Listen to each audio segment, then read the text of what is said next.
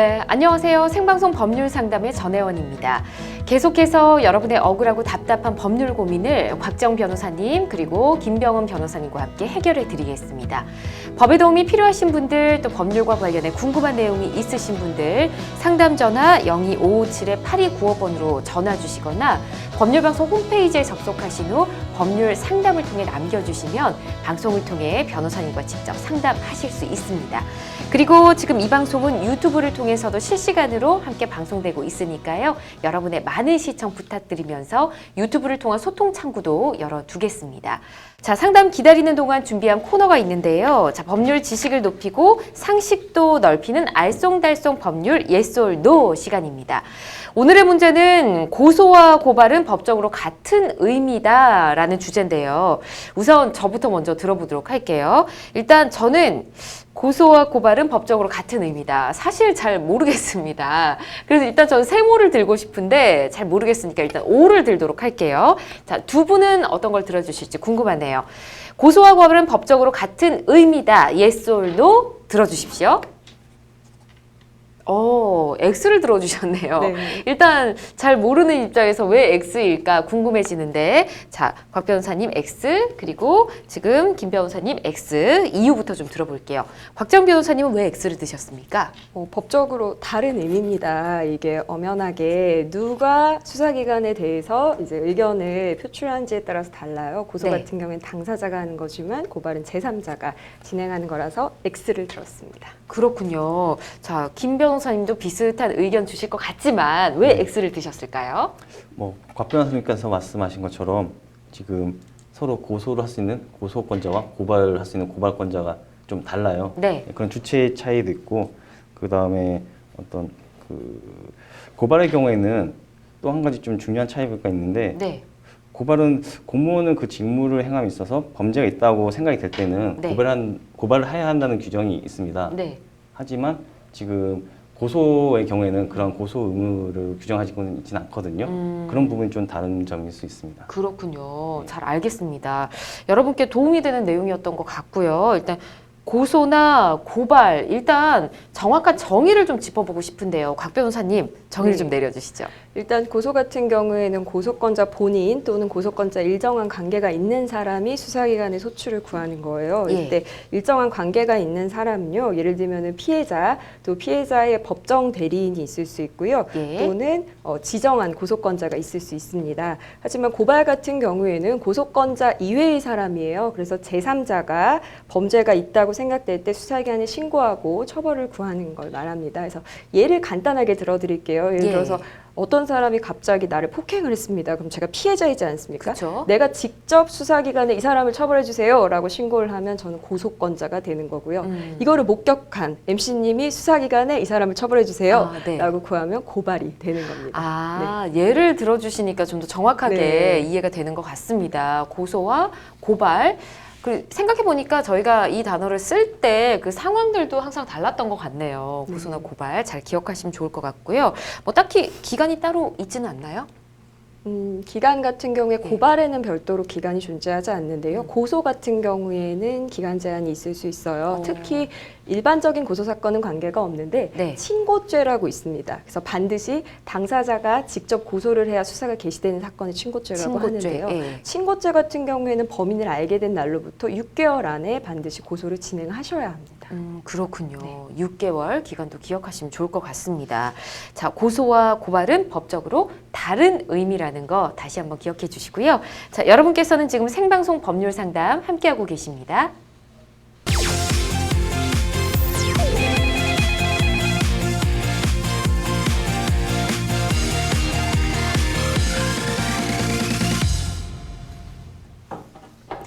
네, 저희가 이야기를 나누는 동안 상담 전화가 연결이 됐습니다. 연결해 볼게요. 안녕하세요. 네, 안녕하세요. 네, 안녕하세요. 어떤 일이 있으신가요? 네, 여보세요? 예, 제 말씀, 목소리가 잘 들리나요? 네, 아니, 끊겨서요. 좀 끊기시나요? 저희가 좀 네. 천천히 말씀드리도록 할게요. 자, 네. 어떤 일로 전화 주셨나요? 제가 시골에 땅을 하나 사놓은 게 있는데요. 네. 그 동네 사람한테 농사도 짓고 좀 관리 좀 해달라고 그렇게 했는데 예. 그걸 하다가 자기네가 거기다 뭐라 그러지 길도 내고 뭐 이렇게 오수 같은 것도 묻고 수도도 지나가고 나의 허락 없이 나한테 네. 연락도 없이 그렇게 만들었어요. 아, 그렇군요. 네, 그래서 제가 이제 소송을 그 길을 이제 거기 가면은 사람들이 나가 가면 차 세울 데도 없고 막 그러면 차를 이리 빼라 저리 빼라 막 그러고 막 그랬어요. 그래서 동네에서 그냥 너무 그러니까 네. 제가 측량을 해봤어요. 예. 측량을 해보니까 내 땅이 굉장히 많이 먹어서 이렇게 길을 만들었더라고요. 원래 조그만 길밖에 없었었는데 아, 지금 시청자님의 한 허락도 차단이- 받지 않고 길을 만들어 버렸군요. 예. 차 다니는 길이 아니었었는데 아니었었는데. 네, 차 다니는 길로 만들어서 예.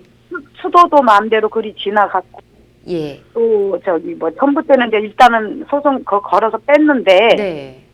이제 그 길은 그 동네에서 옛날부터 있던 길이니까 이거는 상관없다 이렇게 네. 하더라고요. 근데 측량을 해보니까 내 땅의 길이 너무 많이 가져간 거예요. 그렇군요. 그래서 내가 사람 다니는 길만 빼놓고 차를 못 다니게 거기를 막았어요. 예. 사람 다니는 길만 놔두고 예.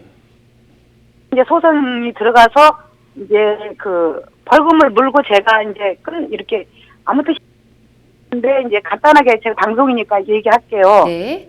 제가 지금 그 마무리를 법정 도장도 찍고 다 했는데 다시 신청을 다시 해가지고 예. 내가 이거를 하고 싶어요. 네. 다시 이거 소송을 걸어서 내 땅을 찾고 싶은데 네. 변호사비도 많이 들고 막 이러니까 예. 여기서 거기까지 제천이거든요. 네. 서울인데 예. 가려면 막 시간도 없고 막 이렇게 이제 막 복잡해요. 그래서 네. 시간이 나고 돈 좀 그거 하고 이러면은 거기를 다시 소송을 걸어서 제 땅을 찾고 싶은 그런 마음으로 예. 이 전화를. 법률 상담이 나와가지고 예. 다시 거기서 이런 방법이 있나 해서 제가 의뢰를 해보려고. 알겠습니다. 자, 우선 시청자님 일단 땅을 누구한테 맡겼다고 하셨잖아요, 관리를.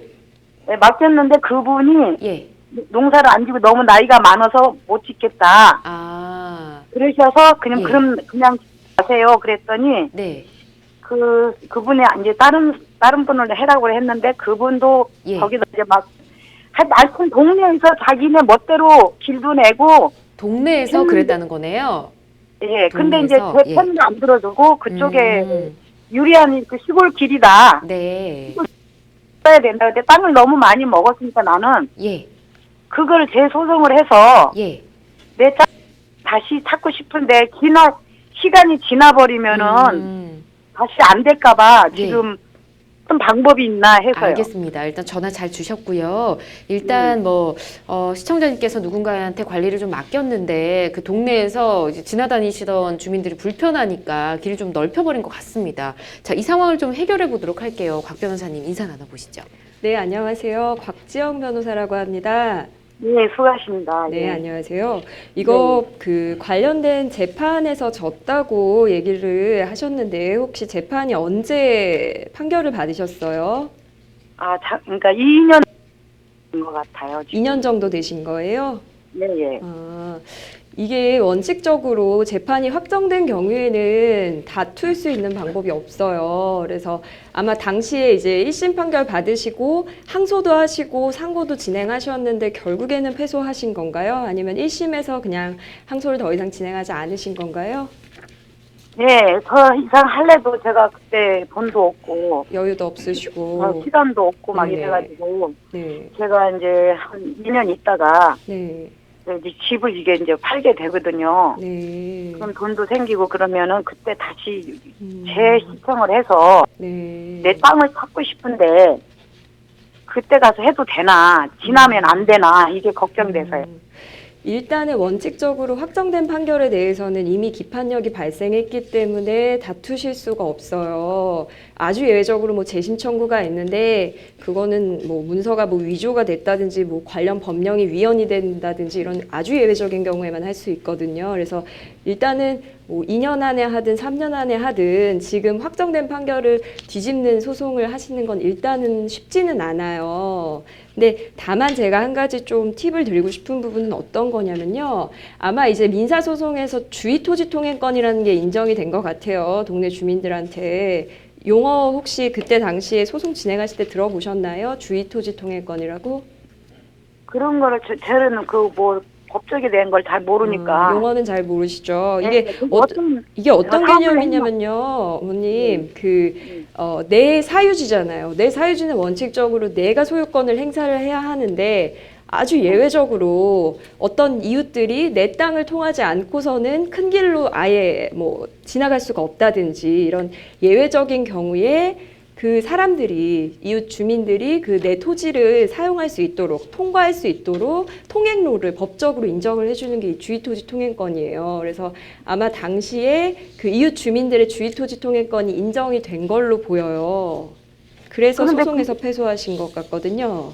근데 저는 예. 뭘 말냐면 네, 이 땅 주인한테 그런 거를 의뢰를 안 하고 자기네 멋대로 시에서도 그렇게 뭐라 하냐면요. 면사무소에서는 네, 다시 원상복귀를 해주겠다. 네, 그래서 원상복귀를 해달라 그랬더니 또 그 동네 주민들하고 이거 뭐 반상회를 열어서 못하겠다. 뭐 이렇게 동네 한다 이러니까 네. 그쪽 편을 들어주는 거죠. 그러니까 네. 나는 혼자서 내가 뭐 법적인 것도 잘 알지도 못하고 네. 자꾸 거기 가서 내 일은 못하고 거기 가서 그걸 파고들 수가 없어서 그냥 그렇게 그렇죠. 그래서 그래서 않았는데 네, 이게 굉장히 여러 가지 것들을 고려를 하게 돼요. 그래서 지금 말씀하신 소유자분의 손해가 최소화가 되어야 하고 통행로도 인정이 설령 되더라도 재산권 침해를 최소화할 수 있게 인정이 돼야 되는데 당시에 이제 여유도 없으시고 또 멀리 제천에 있는 땅이고 해서 제대로 좀 대응을 못 하신 게 아닌가 이런 생각이 듭니다. 근데 제가 이제 드리고 싶은 말씀은 이 주의토지 통행권이 인정이 된다고 하더라도 영원히 인정이 되는 권리는 또 아니에요, 어머니. 무슨 말이냐면 주변의 도로 현황이 바뀔 수가 있죠. 그래서 이웃 주민들이 예를 들면 예전에는 무조건 내 땅을 통과해야지만 공로로 가든 아니면 본인들 사유지로 갈 수가 있었는데 주변의 도로 현황이 바뀌어서 이제는 내 땅을 통과하지 않고서도 얼마든지 주변 도로로 이용이 가능하다면 현황이 바뀌었잖아요. 그땐 다시 소송을 제기하실 수 있어요. 아 그러면은 예, 지금 그래서 오히려 지금 당장 소송을 하시는 것보단 조금 그런 주변 도로 현황이나 이런 이용 관계가 변동된 이후에 좀 기간이 경과된 이후에 소송을 하시는 게 오히려 승소 확률이 높아지실 것 같다는 생각이 들어요. 네. 세월이 지나도 그렇죠. 지나서 그렇죠. 왜냐하면 나의 소유권은 절대 세월이 지나도 없어지는 게 아니잖아요. 네. 그렇기 때문에 내가 소유권자인 이상은 10년이 지나서 그 소송을 하시든 15년이 지나서 하시든 어쨌든 이용관계가 바뀌었다면 그때는 승소하실 수도 있기 때문에 좀 시간이 지난 이후에 한번 고려해 보시면 좋을 것 같습니다. 아 그래요? 예. 그러면 지금은 어떤 방법이 없나요? 네, 지금 당장은 지금 2년 정도 됐기 때문에 특별히 주변 도로 현황이 바뀌진 않았을 걸로 보여요, 어머니. 그런데 제가 길을 막아놓고 사람 다니는 길만 놔뒀는데 자기네가 멋대로 그거를 치우고서 요번에 놨어요. 네. 또 지나가는 길인데 집이 거기에 한 집밖에 안 네? 근데 집이 한 집밖에 안 사는데 네네. 그 길이 찻길이라고 우리 동네에서도. 네. 그러니까 설령 이제 사유지에 살고 있는 사람이 한 명이라고 하더라도 어쨌든 당시에 판결이 그렇게 난 걸 보면 그 어쩔 수 없이 그 통로를 이용해야 되는 아마 사정이 있었던 걸로 보여요. 근데 어머니 또 한 가지 좀 체크하셨으면 좋겠는 부분이 있는 게 판결에서 통행로로 인정된 부분만 그분들이 이용을 하실 수 있는 거예요. 그래서 판결에서 예를 들어서 요만큼의 땅을 인정을 통행로로 지나다녀라라고 했는데 이분들이 무단으로 도로를 확장해서 쓴다든지 이러면은 이거는 별도로 우리가 형사처벌도 할 수 있고 민사상 소송도 할 수 있는 부분이거든요. 그래서 혼자서는 아마 확인하시기 조금 어려울 것 같아요. 그래서 좀 전문가의 도움을 받으셔서 과연 지금 판결에서 인정된 부분이 도로로 실제로 사용이 되고 있는지 아니면 혹시 주민들이 인정된 범위를 훨씬 넘어서서 사용을 함으로 인해 재산권이 침해당하고 있는지를 좀 측량기사나 이런 분들을 불러서 체크해 보시는 게 일단은 좋을 것 같아요. 측량을 그래서 했어요. 네. 측량한 땅이 우리 땅이 많이 들어가. 그러니까 네, 땅이 당연히 들어갔는데 제가 드리고 싶은 말씀은 판결에서 인정된 거랑 지금 도로 현황을 비교해 보셔야 된단 말이에요. 그러면 이 법률이 내가 거기 고정 변호사를 해줘 가지고 거기 이제 그 내가 변호사를 따로 사가지고 하는 방법을 하니까 네. 지금 내가 다른 변호사를 돈 들여서 사가지고 하면은 네. 그걸 찾을 수 있나 했어요. 네, 아까 일단 말씀드린 대로 1차적으로 지금 도로 현황과 판결에 인정된 도로가 같은지 아니면 이분들이 더 소유권을 침해하고 있는지 1차적으로 확인을 해보시고 만약에 실제로 인정된 부분보다 더 많이 내 재산권을 침해하고 있다고 인정이 되면 그때 가서 변호사 선임을 고려하시면 될 것 같습니다. 네, 좀 거기서 변호사를 할 수가 없나요? 여기서요. 예. 아, 법률 방송에서 저희를 그러면 뭐 추후 도움을 드릴 방법이 있을 것 같으니까 저희가 방송 끝나고 뭐 연락을 드리던지 이렇게 하는 게 어떨까 싶네요, 변호사님. 네, 네, 뭐 네, 저희가 또 연락을 드리도록 하겠습니다. 네, 예. 그래서요. 예, 우선은 이렇게 상담을 드리고요. 이렇게 방송 중에 법적으로 도움 드릴 수 있는 내용은 다 말씀드린 것 같아요. 그래서 구체적인 도움이 또 필요하다고 하셨으니까 저희가 따로 연락 드리겠습니다. 예. 좀 세월이 지나서 해야 된다 이런 뜻으로만 알아들었는데 제가 맞나요? 세월이 지나야 가능하다 이렇게 이해하시는 게 맞을까요? 지금 만약에 그분들이 예. 그 판결에서 인정된 대로 통행로를 사용하고 있다면 세월이 지나야 소송이 가능하실 거고요. 아, 그게 아니고 판결에서 인정된 범위를 넘어서서 사용하고 있다면 그 부분에 대해서는 제재를 가할 수 있다. 그렇군요. 그렇게 이해하시면 될 것 같아요. 알겠습니다. 법적인 도움이 필요하다면 저희가 또 도움 드릴 테니까요. 우선은 이렇게 말씀드리겠습니다. 네. 네, 감사합니다. 자, 우선 추가로 궁금한 점이 좀 있습니다. 네. 땅 주인의 허락도 없이 임의대로 좀 길을 내고 짐도 가져다 놓고 이렇게 동네 주민분들이 그렇게 하셨다고 하는데 아무래도 이제 뭐 시골이다 보면 그럴 수 있을 거다라는 생각이 들긴 하지만 사실 그 땅 주인 입장에서는 굉장히 답답한 입장이거든요. 이럴 경우 그 주민들을 상대로는 어떤 법적 제재를 가할 수는 있을까요? 일단은 내 사유지죠. 내 재산권을 침해한 행위에 대해서는 제재를 가하실 수 있습니다. 네. 그래서 임의로 길을 낸 부분 같은 경우에는 내 사유지를 지금 침해해서 도로를 만들었다는 거잖아요. 네. 이 경우에 이제 재산상 효용이 떨어졌기 때문에 손괴죄로 처벌이 가능할 걸로 보이고요. 예. 그리고 내가 통행하는 통행로에 임의로 물건을 가져다 놓고 아예 통행을 못하게 한다든지 아예 차가 진입하지 못하게 막는다든지 이런 부분에 대해서는 또 별도로 처벌하는 규정이 있어요. 예. 형법 185조에 보면 일반 교통 방해죄가 있습니다. 네. 그렇기 때문에 이런 부분들은 문제를 거실 수 있는 부분에 해당이 됩니다. 그렇군요. 지금 좀 억울하신 부분이 많으니까 일단은 할 수 있는 한 그 마음 풀어지지 않는 부분에 대해서는 법적으로 좀 잘 해결이 됐으면 좋겠습니다. 자, 우선 이렇게 말씀을 드리도록 하고요. 자, 저희는 계속해서 법률방송 홈페이지를 통해 들어온 여러분의 고민 해결해 보도록 하겠습니다. 어떤 내용인지 먼저 전해드립니다. 11월쯤에 학교 후배와 잠자리를 갖게 됐습니다. 제가 벤치에서 술을 마시자고 후배에게 제안을 했고 후배도 흔쾌히 허락을 했는데요. 그리고 서로 술을 마시던 중 후배가 추워 보여 제 옆자리에 앉으라고 권유했고 후배도 마다하지 않았습니다. 이후 본인의 가정사나 학교 생활, 전 남자친구에 대한 이야기를 하더니 저한테 안아달라고 했고요. 결국 포옹을 넘어 키스까지 하게 됐습니다. 이후 후배가 자신이 술 마신 것을 다른 여자 선배들이 보면 안 좋게 볼 것 같다며 걱정하기에 저는 인근 모텔에서 자는 게 좋겠다고 제안을 했고 함께 모텔로 이동했습니다. 모텔로 들어가서도 후배가 먼저 저를 끌어안았어요. 관계가 있은 후에도 지속적으로 메신저와 전화를 주고받았고 영화도 보고 게임도 했습니다.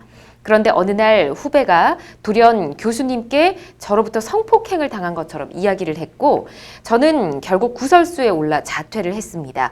분명 합의하에 가진 관계였는데 정말 억울합니다. 현재 예전 폰에 관계 이후 전화를 주고받은 내역이나 카카오톡 대화를 백업해 놓은 상황이고요. 당시 술자리에서 서로 안고 있던 모습을 본 증인들도 있는 상황입니다. 성폭력에 대한 오해를 풀 수 있는 방법과 그 후배를 상대로 어떤 법적 조치를 취할 수 있는지 궁금합니다. 라고 보내주셨네요. 결국 학교 자퇴까지 하시고 굉장히 답답하실 것 같습니다. 일단은 상담자분의 상담 내용만 보면 많이 억울한 상황인데 좀 풀어봐야 할 것 같거든요. 곽 변호사님, 네, 이럴 경우 어떻게 해야 됩니까?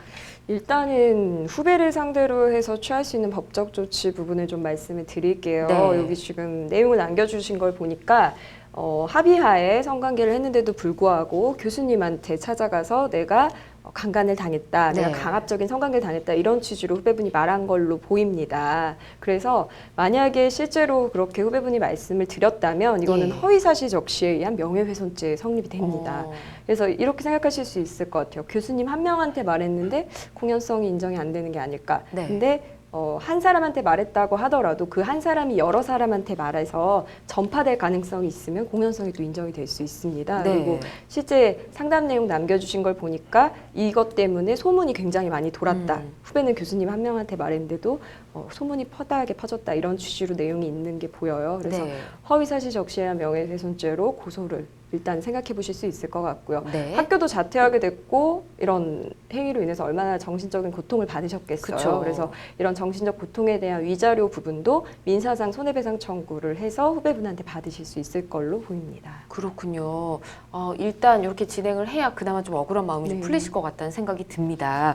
실제 뭐 성추행이나 성폭력 등을 행사한 사람도 있겠지만 그에 못지않게 오늘처럼 이렇게 억울한 경우를 당하신 분들도 많으실 것 같은데 이럴 경우는 뭐 결백을 주장해야 될 것 같은데 어떤 점들을 좀 입증해야 이 결백을 주장할 수 있을까요, 김 변호사님?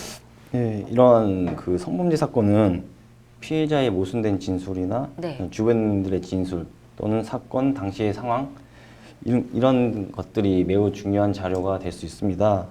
네. 따라서 상담하신 분이 후배와 모텔에 들어갈 때 또 나올 때 그런 모습이나 그날 이후 주고받은 카톡 내역 또는 뭐 문자 메시지 내역 같은 게 있을 텐데 예. 그런 걸 통해서 이 성관계 매입 당시 그 성관계에 대해서 어떤 강제성이 없었다라는 점이 입증돼야 될 것으로 보입니다.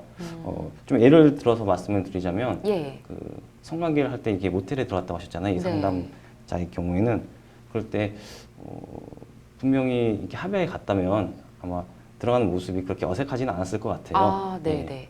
아무래도 강제로 어떤 강요해서 끌고 가거나 그런 부분이 보이지 않았을 가능성이 높고 그리고 또 나올 때도 만약에 들어갈 때는 본인이 술에 취했거나 또 그 뭐 피해자라고 추정되시는 분이 네. 또는 뭐 무고를 하셨을 수도 있겠지만 예. 그런 분이 모텔에서 자신의 의사와 다르게 어떤 성관계를 맺었으면 예. 나올 때 모습이 그렇게 좋아 보이지는 않을 거예요. 그렇죠. 근데 그런 모습이 어떤 목격자나 그 주변인들의 모습에 그렇게 보이지가 않고 네. 강요한 것이 아니라 어떤 친분이 계속 유지되고 있었다. 그런 걸로 뭐 상황이 보인다면 네. 그런 부분에서는 그런 진술을 통해서 누명을 좀 벗길 수 있을 것 같습니다. 아, 그렇군요. 네. 최대한 뭐 CCTV도 있을 수도 있고 하니까요. 그런 그렇죠. 자료들을 좀 예. 확보하는 게 좋을 것 같습니다. 자, 소문이 이렇게 만약에 점점 부풀려질 경우에 이 피해자라고 주장하는 여성뿐 아니라 뭐 소문을 낸 사람도 있지 않을까요? 뭐 교수님이 되실 수도 있을 것 같고 이런 분들에 대해서도 처벌이 가능할까요? 가능합니다. 우리가 흔하게 이제 요새 SNS가 워낙 발달이 되다 보니까 이제 메신저로 받은 찌라시 뭐 이런 거 있지 않습니까? 그쵸. 뭐 연예계에서 이런 일이 있었다. 네. 이런 것들을 막 아무 생각 없이 다른 사람들한테 전달하고 이걸 굉장히 쉽게 생각을 하는 경우가 있는데요. 네. 중간에 이렇게 전달한 사람도 허위사실 적시에 의한 명예훼손죄로 처벌을 받고 있고요. 실제 예. 처벌이 될 수 있기 때문에 확인되지 않은 루머나 이런 걸 제3자한테 전달하는 부분은 특히 조심하셔야 될 것 같습니다. 그렇군요. 찌라시를 뭐 전달하는 그런 행위까지도 네. 최근에 많이 이슈가 되고 있었으니까 그런 부분을 생각을 해보면 처벌이 가능할 것 같다는 생각이 드네요. 자, 여자는 분명히 성추행을 당했다고 얘기를 했고 남자는 그런 적이 없다라고 주장을 하면 굉장히 해결하기 난감할 것 같습니다. 앞서 말씀해 주신 대로 뭐 그런 증거 자료가 없다면 더 문제는 좀 심각해질 것 같은데 어떤 성추행을 정확하게 판단하는 기준이 따로 있을까요?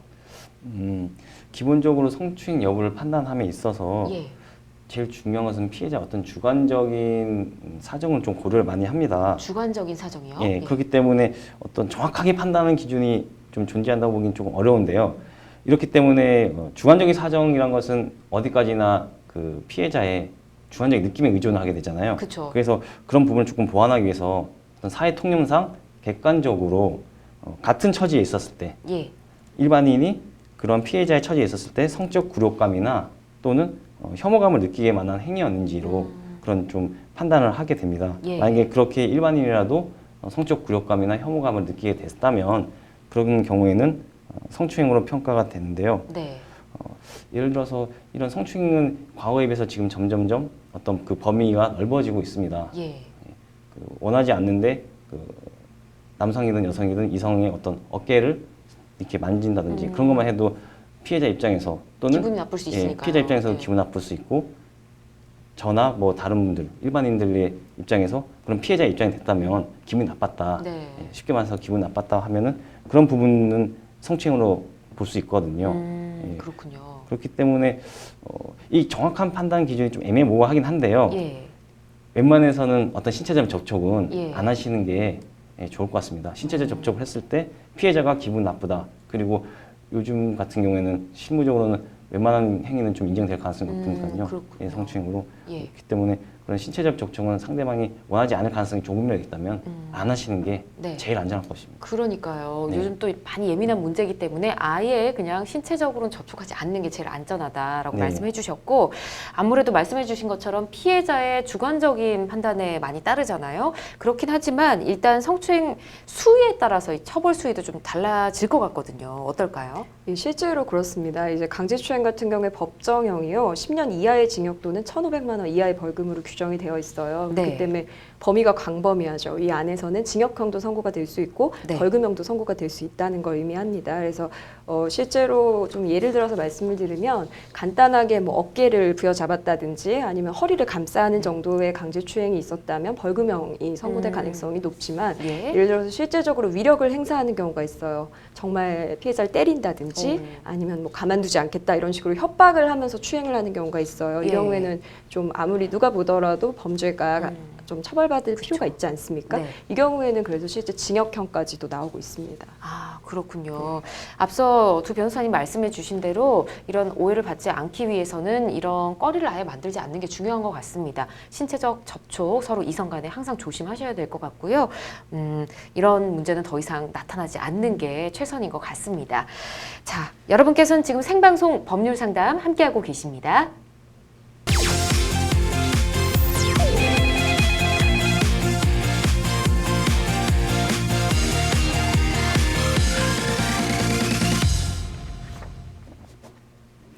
네, 저희는 계속해서 다음 상담 이어가겠습니다. 전화 연결해 볼게요. 안녕하세요. 네, 안녕하세요. 네, 반갑습니다. 어떤 고민이 있으십니까? 저는 보증 그 관계로, 남편이 예를 들어서, 2000년도에 집을 나가가지고, 예.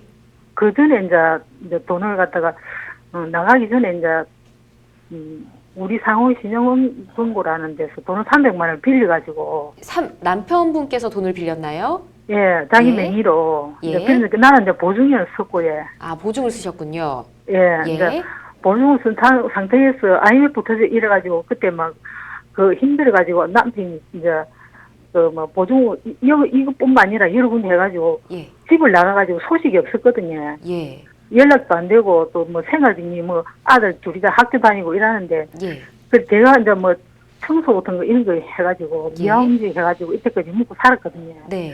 그때 월급 80만 원, 40만 원, 지금은 조금 100만 원 넘지만, 예. 그런데 이제 그러고 나서 이제 연락이 한번 오면은 그거를 계속 독촉을 했기 때문에, 예. 제가 보증을 선언한 때는 우리 상용 신용공고라 하는 데서. 예. 그래서 어떻게 되냐 하니까 갚았다고 이렇게 이야기를 하더라고요. 아, 남편분께서요? 예, 그래 예. 갚았는데 이제 그러니까 그 세월이 지금까지 많이 흘렀잖아요. 그쵸. 그래가지고 이제 나가가지고 2013년도에 병이 걸려가지고 들어온 거예요, 집에. 아, 남편분께서. 예, 간암이 걸려가지고. 예. 그래가 돌아가셨거든요. 예. 돌아가시고 나니까 그러고 나서는 또 내는 계속 생활을 쭉 또 그 다음에서 했지만서도 지금까지도 이어가고 있거든요. 예. 제가 직업이 특별히 좋은 것도 아니고 네. 미화원직을 하면서 새벽 4시에 나가가면 한 5시, 6시, 6시 때면 들어오면 예. 정말 내 삶이 고단하니까 그렇죠. 그런 생각을 보증 갚았다 하니까 갚았는지만 알고 있었는데 예. 작년인가 재작년부터 계속 그게 날오더라고요. 계속해서 똑같은 곳에서요. 내나도 이제 아까 말씀하신 우리 은행에서 이제 예. 리드스라하는 자산 관리에 팔았는가 봐 그거를. 네네. 이제 그런 게 있잖아요. 네네. 우리나라에. 독촉 전화 예, 계속 오네요. 거기서 이제 계속 거기 날라오는 거예요. 예. 날라오면서 압류가 되어 있더라고. 내 월급 통장이 원래 국민은행이었는데 네. 내가 일하면은 통장으로 다 월급이 들어오잖아요. 예. 그래서 그 국민은행에서 내가 국민은행이 아니고 통장을 이제 네. 생을 하는데 통장이 내가 압류가 돼 있군요. 아파가지고 예. 그 일이 억수 고단하거든요. 예. 그래서 아파가지고 그만뒀어요. 작년에 네. 9월달에 그만두고 있는데 12월달에 그 통장하고 저 아빠가 그만두고 나서 조금 일을 하면 네. 또 다른 회사 가면은 그 통장이 바뀌더라고. 급여 통장이. 예. 그래 우체국하고 뭐 이런 데가 전부 다 압류가 돼 있는 거예요. 그래요. 그 통장이. 예. 그래서 어쨌든 말하든가 내재다 싶어가지고 거기 또 지금은 그게 행정이 안 되니까 내가 보통 못 갚았어요. 못 갚고 예. 있었는데 또 이번에 또 2월달에 또 부산은행에 또 압류가 또 돼 있는 거예요. 그렇군요. 그러면 이제 등기세하고 뭐 일단은 뭐 그런 거 공과금 있다 아닙니까? 네. 뭐 지르러 내는 것도 있지만 그 통장으로는 빠져나가게 해놨는데 네. 전부 다 그래놔놓게 은행마다 아무 사용을 못하게 해놨더라고. 그 그러니까요. 리더스 자산관리학 한 예. 데서. 그래서 그게 나오면은 그게 액수를 갚아라고 네. 그렇게 하면은 그 280만 원인가 원금이 그랬는데 네. 지금 1,700만 원 돼 있거든요. 이자까지 더해가지고 예. 예. 그래가지고 저번 때 한번 먹고 보니까는 국가에서 먹고 최저 그 생계비 하는 사람들을 위해서 그 이자를 감면해주고 이래가지고 뭐 갚아라고 해가지고 그래서 그렇게 해가지고 예. 그 대상자라 이래가지고 거기 날라왔었어요. 네. 날라왔었는데도 제가 안 갚았거든요. 그러셨군요. 그 원금을. 예. 그래가지고 뭐 지내고 오고 막 월급도 얼마 안 되고 이래서 맨날 먹고 살기가 힘드니까 여유가 예. 없으니까는 네. 그렇게 살았는데 지금은 이제 제가 무슨 말이냐 하면은 이제 본인은 주급비가 없는데 네. 제가 보증을 쳤으니까는 물론 우리 국가에서 뭐 보증 쓴 사람도 뭐 안 갚은 사람 본인이 안 갚은 보증 쓴 사람이 갚는 거 이런 게 많이 있었잖아요. 그렇죠. 그래서 제가 이거를 꼭 갚아야 된다 하면은 네. 그 감면을 해가지고 어느 정도는 깎아가지고 어느 지금은 정도로? 통장을 또 내가 3월달부터 일을 해야 된다고 몸을 다 그쵸. 사야 이제 그 해가지고 예. 내가 그동안 아파갖고 막 허리도 안 좋고 이러니까 네. 아파가지고 쉬면서 치료를 좀 하면은 또 몸이 회복 상태가 되면 또 가서 일하고 이런 식으로 계속 살았어요. 제가 혼자서. 아유, 고생이 많으셨네요. 예, 그러면서 살면서도 또 이것뿐만 아니라 막 다른 것도 막 그래 해놓은 거를 그래 했는데 지금은 이제 나이도 또 많고 네.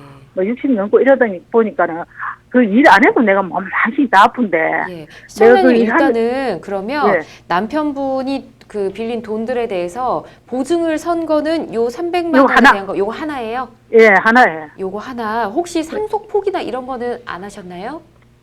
뭐 상속이 있어야죠. 뭐 상속 포기를 하든가 말든가 하지. 상속 뭐. 포기에는 이제 빚도 포기한다 뭐 이런 게 다 들어가니까. 그런 것도 몰라서 가지고 일하고 있는데 뭐 어느 날 갑자기 뭐 우리가 새벽에 나가면 늦게 오니까 새벽 4시에서 일 나고 마린 새벽 4시지 일 나가지고 밥 싸고 그래가지고 나가서 일하면 거기서 기분 다 빼고 집에 오면은 뭐 내 삶이 고달프니까 그쵸. 뭐 거기 각서 상서 이런 게 머리에 하나도 안 떠오르더라고요. 네, 내가 그 당시에는 알겠습니다. 억울해서 내가 이 남자 만나가지고 억울해서 내가 먹고 사는 게 뭐 억울해가지고 예. 돈도 하나도 난간옥도 안 하고 꼴딱 죽고 비니까는 음. 그러고 뭐 다른 데 가갖고 뭐 또 그동안에 뭐 자기 혼자서 다른 여자하고 살고 막 이랬더라고요. 그러셨군요. 너무 속상하시고 기간 너무 동안. 진짜 힘드셨겠습니다. 우선은 그래서 나는 이제 애들을 예. 둘이 다 혼자서 막 식당 일도 하고 또 이어 가갖고 또 노가도 하고 이래가지고 아들 둘이를 학교 보내고 네. 그리 사는 거예요. 제 혼자서. 너무 진짜 잘 해 오신 것 같은데 일단 저희가 억울한 부분 풀 수 있는지 좀 알아봐야 할 것 같아요. 저희가 예. 상담 전화 주셨을 때는 예. 일단 상속 포기를 미리 하셨다고 얘기를 전에 들었었거든요. 그러니까 내가 우리 아들 딸은 상속 포기를 했더라고요. 근데 시청자님은 안 하셨어요? 나 본인 가서 해야 된다 아닙니까 그거를. 본인이 알겠습니다. 그럼 지금부터는 변호사님과 함께 문제를 좀 풀어보도록 하겠습니다. 자, 좀 예. 방법이 있을까요, 변호사님? 안녕하세요. 네, 반갑습니다. 예, 김병원 변호사라고 합니다. 네. 예, 선생님 그 사정 잘 들어봤는데 좀 딱하게 되신 것 같아요. 여러 가지로 네. 많이 힘드셨던 것 같은데 지금 선생님 남편분께서 원래는 네. 남편분이 채무를 가지고 계신 거잖아요. 예. 예, 그거에 대해서 정확히 몇 년도쯤에 이 보증을 쓰신 거죠? 그게 이제 뭐 우리가 시골에서 올라온 게 92년도에 올라왔거든요. 네. 92년도 올라가지고 남편이 아무것도 안 하고 놀아가지고 예. 내가 조그만 가게를 했었어요. 예. 가게를 네. 이제 뭐 슈퍼 비슷한 거를 한 개를 했어 조그만하게 예. 했는데 돈이 없어가지고 첫 번째는 그 이름 뭐라노 상호신용금고에서 매일 네. 300만 원 내가지고 일수 찍듯이 네. 그리 찍어갖고 내가 갚았어요. 예. 갚아 나서 또 그거를 300만 원을 받아가지고 그 하고 나서 뭐시고 그 장사가 안 돼가지고 그만뒀어요. 네. 그래가지고 내 말고 또 다른 사람이 보증 쓴 사람이 있는데 지 친구를 깜짝 데리고 왔더라고요. 그 당시에. 그랬는데 선생님. 한 94년도인가 아마 이럴 것 같아요. 94년 정도. 예. 네. 아, 그러면 지금 한 시간이 꽤 흘렀거든요. 예, 많이 흘렸지. 네. 이게 원래는 선생님 이제 요건 아셔야 돼요. 선생님 남편분이 지신 채무는 원래 본인의 아니. 채무고 선생님이 지신 보증 채무는 좀 채무가 별개로 존재를 하는 거예요. 예, 그러니까 남편분이 사망을 하셨어도 보증 채무는 존재할 수는 있거든요. 예, 별개이기 때문에.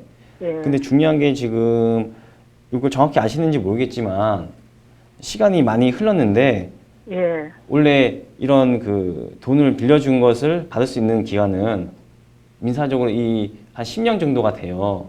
예, 그러니까 아까 말씀하신 게 우리 상호 신용 금고라고 말씀하셨죠? 예, 예. 여기서 돈을 한 280만 원 빌렸는데 그 회사가 그 언제까지 갚으라고 했는지는 좀 기억이 나세요?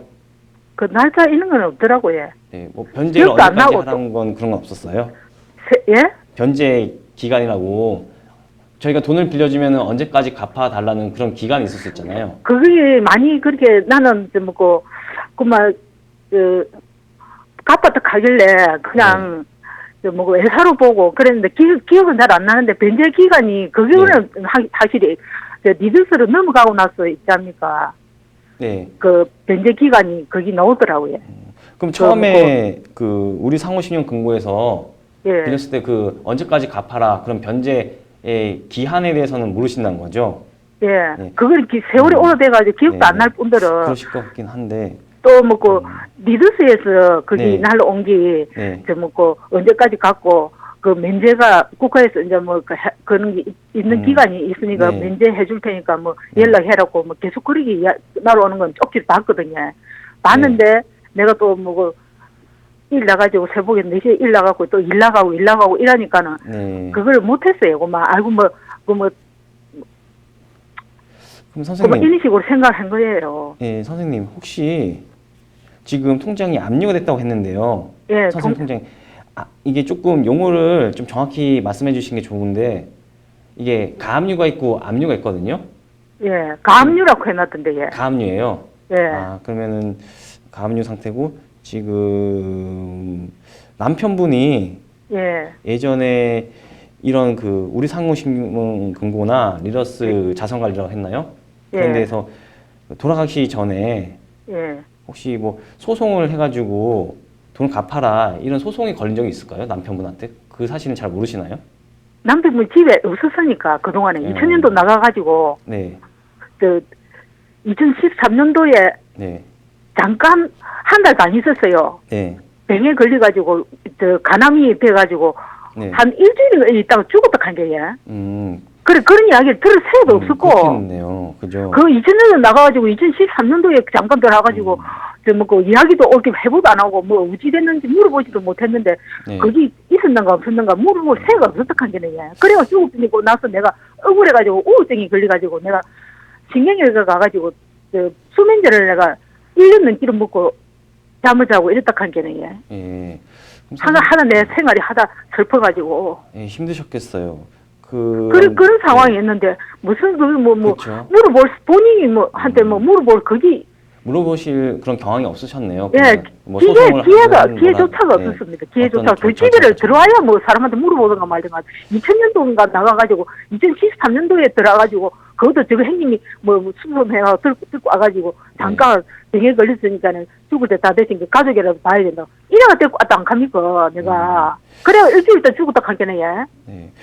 그럼 조금 선생님 상황이 좀 복잡하게 되는데요. 그걸 이제 모르시니까 남편분이 어떻게 대처를 하셨는지. 만약에 남편분한테 그 전에 우리 상호신용금고라는 곳에서 소송을 걸어서 어떤 판결을 받았어요. 이게 그 돈을 갚아라 이런 취지의 판결을 받았다고 하면 그게 선생님한테도 영향이 미치세요. 보증 채무에도.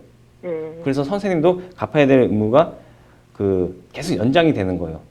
아까 말씀을 한번 드렸는데 예. 저희가 이게 돈을 갚을 수 있는 그렇게 청구할 수 있는 기간은 돈을 갚으라고 청구할 수 있는 기간은 민사적으로 한 10년 정도 되거든요. 예. 근데 그 10년이 지나면 저희가 채권자라고 하더라도 돈을 갚으라고 요구할 수 있는 권리가 법적으로는 상실이 돼요. 근데 예. 그것을 중단시킬 수 있는 방법이 있어요. 그런 권리가 소멸되는 걸 중단시킬 수 있는 방법이 있는데 예. 그게 재판에서 이기거나 그러면 그렇게 중단이 되거든요. 예. 지금 남편분께서 그런 재판에서 뭐 지셨는지 그게 확인이 안 되잖아요. 예. 그러니까 그 부분에 대해서는 좀 얘기를 하기가 그런데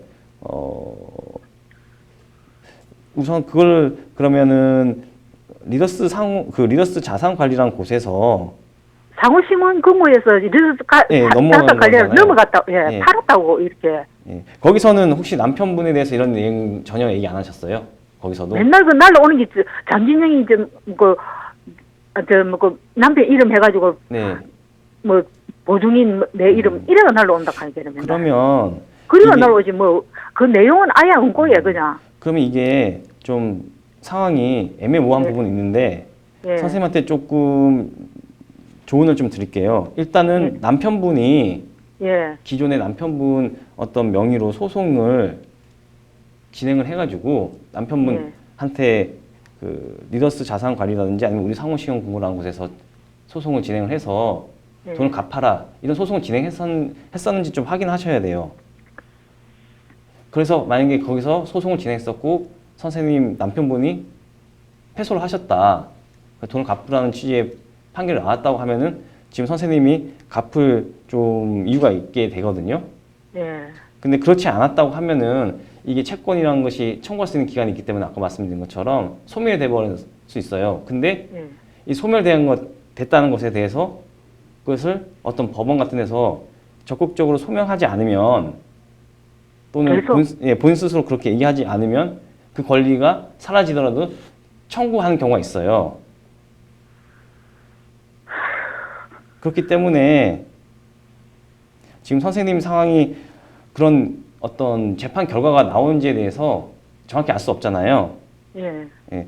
그래서 이 재판 결과를 한번 알아보시고 재판이 진행됐었는지 그렇다면은 그 재판 결과가 어떻게 나왔는지를 좀 아셔야 돼요. 그리고 하나 더 말씀을 드리자면 선생님이 아까 그 이자 감면 같은 거, 뭐 원금 감면 같은 거 말씀하셨잖아요. 예. 예. 그런 거는 신용회복위원회에서 그 개인 워크아웃 제도를 좀 진행을 하고 있어요. 예. 근데 이게 우리 상호신용 공고라는 곳에서 빌리셨다고 하셨는데 거기가 그 이렇게 신용회복위원회에서 진행하는 개인 워크아웃 제도에 해당하는 금융기관이어야 되거든요. 등록된 금융기관이어야 되는데 그 기관에 해당하면은 선생님 같은 경우에 이자를 좀 감면받으실 수 있어요. 예. 그러니까 이거는 신용회복위원회에 한번 연락하셔서 예. 우리 상호신용 공고가 거기에 등록된 그 금융기관이 맞는지 그렇다면은 이자 감면이 가능한지에 대해서 한번 여쭤보시는 게 좋을 것 같아요. 가능성은 있어 보입니다. 네, 그럼 우선 어쨌든 시청자님께서 가장 먼저 하셔야 될 게 이제 법원에 가서 알아보면 되겠죠. 남편이 소송 네. 중인지는 법원에 가셔서 남편분께서 혹시 그 만나지 못하셨던 기간 중에 소송이 진행 중이었는지 뭐 혹시 결과가 났다면 어떤 결과가 났는지 먼저 알아보셔야 될 것 같고요. 그리고 이자 감면을 위해서 신용회복위원회라는 곳에 전화를 하셔서 혹시 이런 상황인데 이자를 감면받을 수 있냐라는 두 가지를 꼭 알아보셔야 할 것 같습니다. 그리고 거기서 뭔가 도움을 받을 수 있다면 그 이후로 계속해서 좀 진행을 해보시면 될 것 같아요. 신용회복위원회에 위원회. 전화해 보시고요. 이자 감면에 대해서. 그리고 네. 법원에 연락을 하셔서 남편분이 혹시 소송이 진행된 게 있었는지 소송 안 했습니다. 그럼 안 했다고 보고 있지. 나는. 혹시 모르니까 한번 그래도 안 확인을 했을 해보시는 게 필요할 것 같아요. 안 네. 했을 경우에는 못 듣는데. 안 했을 경우에는 일단 어떻게 하면 될까요? 예, 안 했을 신용회복위원회. 경우에는 지금 시효가 소멸됐다고 볼 수 있는데요. 그러면은 네. 선생님이 갚아야 될 의무 자체가 사라질 수가 있어요.